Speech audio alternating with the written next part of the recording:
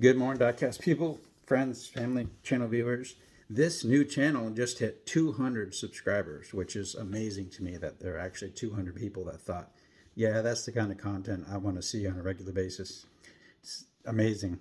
So thanks for that, and anybody who watches these terrible, terrible videos. And that's not just like a shtick. Like, I really do think these are bad. It's just a way for me to talk to my collector friends and stuff. So it's Feedback Friday. It's Freestyle Friday, so I'm going to show you some stuff, and then I'm going to show you some other stuff, and then I'm going to answer some questions. And I'll leave the questions to the end so you can stop watching, because I know most people are interested in the cars, not me. So let me show you something. I got this whole batch from my buddy John R. And these are the ones I'm going to keep.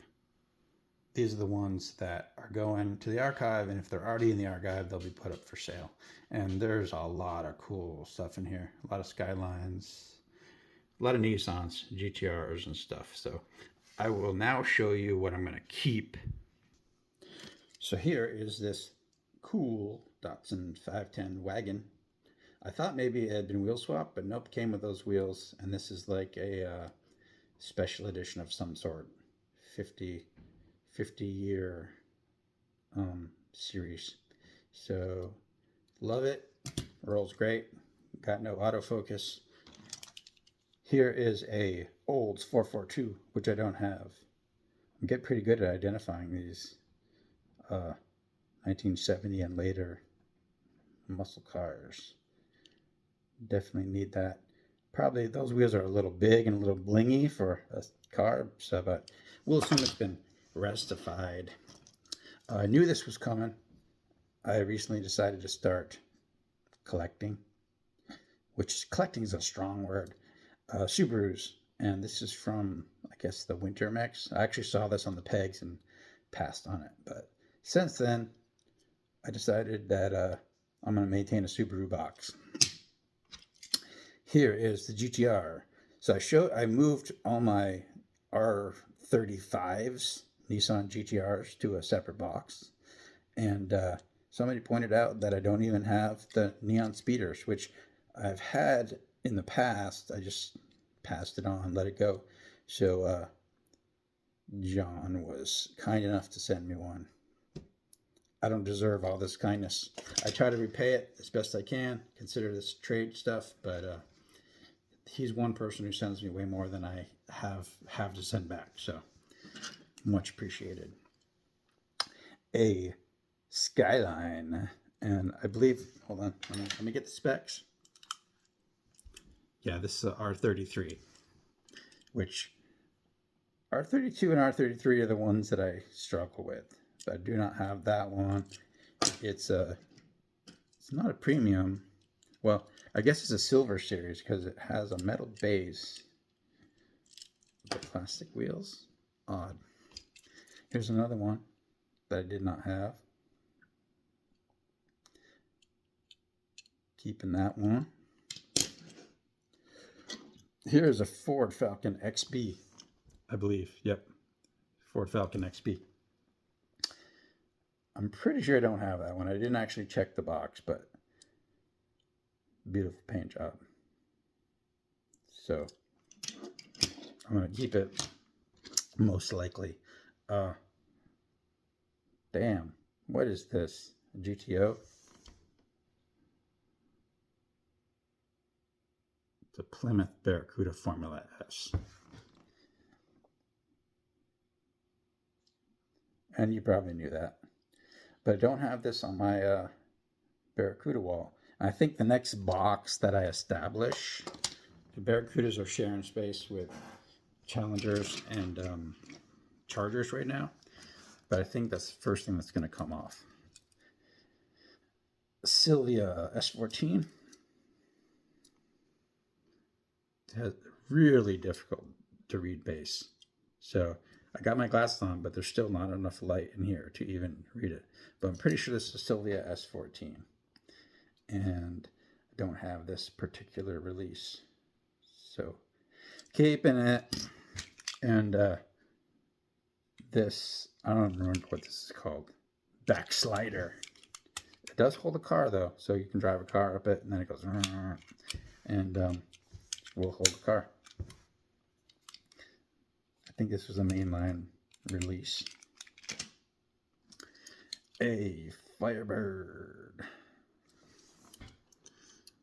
Let's read what it says. 77 Pontiac Firebird TA Trans Am. So, hold on one second. Let's compare. So here's the most recent release of the 77 Firebird TA. Same casting.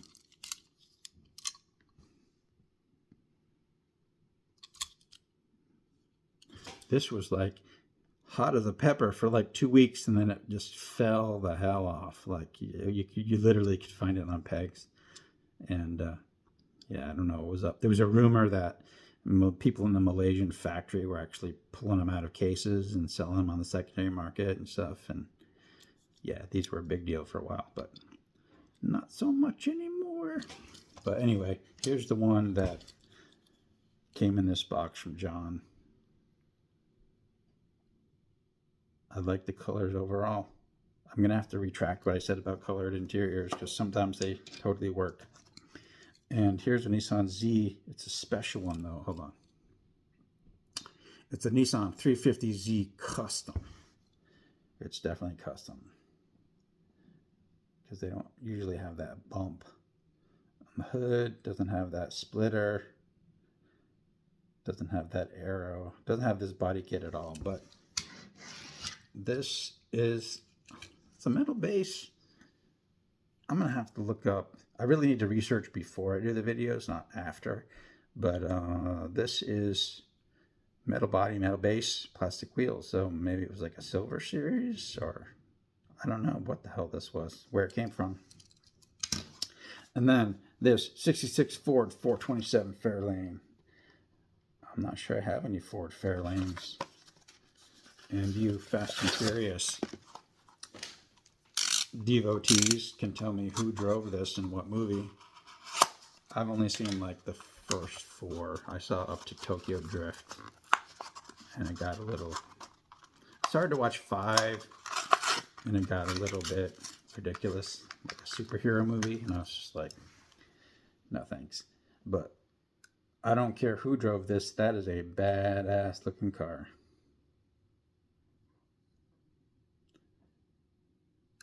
Love it. So that's a lot that I'm keeping.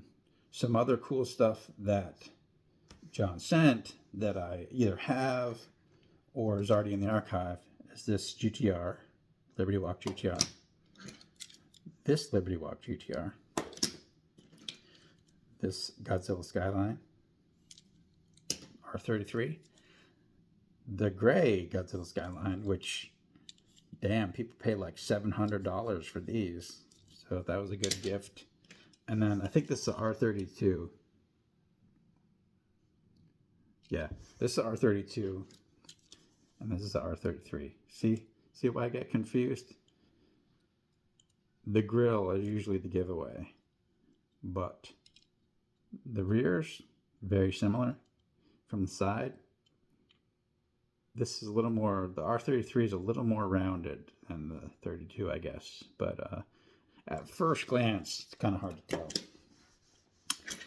Funny, I bought one of these just for this car, not the trailer.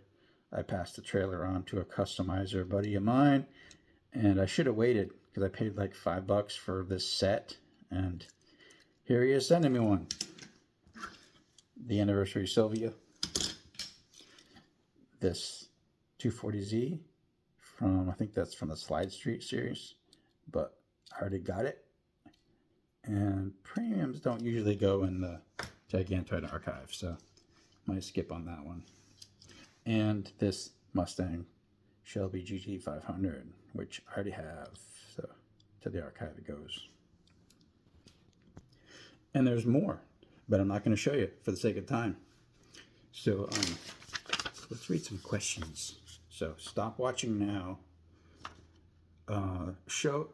Can we get a glimpse of the Pirelli poster, which is actually a Luftgekühlt? So let me pick up the camera and show. So this poster is a Luftgekult. I don't know how to pronounce it, but this word means air-cooled. And this is one of the screen prints that they offered. I guess the 8 means it's like the 8th one, but cool poster. I think these are loosely based on vintage racing event posters. So if you go to luftgekult.com, you can still buy posters. Not this one, but they do have art and apparel and sponsor events and stuff like that. Okay, so I really like this question because it's going to give me a chance to say something that I have been meaning to say. Your website explicitly says that you don't poach from retail stores, but how is that any different from buying merch from people who buy stuff from stores and then sell it to you? So the difference is I always buy from resellers because these distributors like we'll just use like One Stop Diecast as an example. They're just resellers. Like they buy from Mattel. Little retailers like Ignition Diecast aren't allowed to buy from Mattel because the bar is way too high. So aside from dollar stores, grocery stores, and department stores, there's 3 or 4 or 5 maybe that I'm aware of distributors, but they mark up too. They're obviously getting, if Target can sell main lines for $1.18, if you have an account with Mattel, you're probably getting these cars for like 90 something cents, maybe $1. So I'm assuming these distributors get a really good deal on cases too. And they're marking up and they're selling. They're open to the public. So if they're open to the public, they're definitely not wholesalers. They're just retailers, resellers that small businesses like Ignition Diecast buy from. Which brings me back to this question. I don't really have the stomach for going into stores anymore. It's gross. Like it feels like bottom feeding activity, like breeding pit bulls and selling meth and whatever. It's just like, I don't know. I can't do it anymore. So I do buy stuff from people who really still enjoy that, but I won't pay above a certain price. And that's the difference between reselling and scalping. If you're trying to sell me main lines for like $1.50, I'll probably do it, especially if they're cars we need. But if you're trying to sell main lines for like $5, like the average scalper, eBay cowboy does, I'm not having it. So therein lies the difference. If people want to go to stores and they want to spend their gas and their time, I'll give them an extra 50 cents for like main lines or an extra $1 for premiums, whatever, for their effort. But if it's really high, that's scalping and that's scuzzy. And I don't have the money to deal with people like that. I don't have the desire to deal with people like that. So yeah, I always buy from resellers, like the distributor reseller or the private reseller, whatever. Why do you hate EVs? So I don't really hate EVs. I just don't want one. I don't collect them. I don't really ever want to own one. And it's just a personal thing. I think if you go back to like the 19-teens, like 1919, whenever the Model A started to become something that middle-class people could buy. Let's say you're a guy who really likes horses. They have their issues, but you've learned to deal with them. You just love horses. You love everything about them. And then everybody in your neighborhood starts buying these Model A's from this company called Ford. And they spew smelly exhaust, and you have to buy gas for them, which costs more than oats, which you grow yourself. And it's just like, why? Like, that thing has no soul. That's me now. Like, I like fire-breathing, gas-powered cars. And I don't care how much horsepower, how much torque, how much tech is in the dashboard of electric cars. They just don't do it for me. They're an appliance. Whereas a Ford Mustang or a Subaru STI, a BMW, especially German cars, that's where the soul is. And I'm a dinosaur that is in love with that. And I don't like the new thing that's coming in. And I'll probably be dead before we're like forced by law to buy electric cars, and they're outlawed. Gas-powered cars are outlawed. But I would imagine that day is coming because whatever. Why did you get off Facebook? I'm surprised anyone knew I was on Facebook. The reason I got off Facebook is because, well, there's a lot of reasons. I hope you're ready for a TED Talk. I'll try to keep it brief. I don't really trust social media. Like they've perfected gathering your information and selling it with the advertising. And if they're not already doing it, it's right around the corner where they're selling your medical information, your political beliefs, everything about you is for sale. And when you sign that disclosure agreement on Facebook and Instagram and X and whatever, TikTok, you are signing away your rights, you're signing away your privacy, and it's all for sale. And the stuff, phones listen to you. It's not paranoia or conspiracy theory. If you haven't witnessed something that you were talking about suddenly show up in your social media feed magically, you're not paying attention.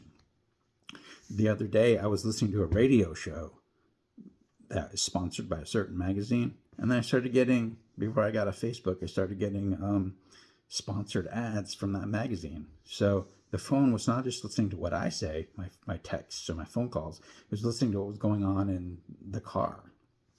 So, yeah, it's going to be used against you eventually. I just feel like I'm an early abandoner. So I got off Facebook. And also, I have a lot of axes to grind. I'm kind of a pissed off person.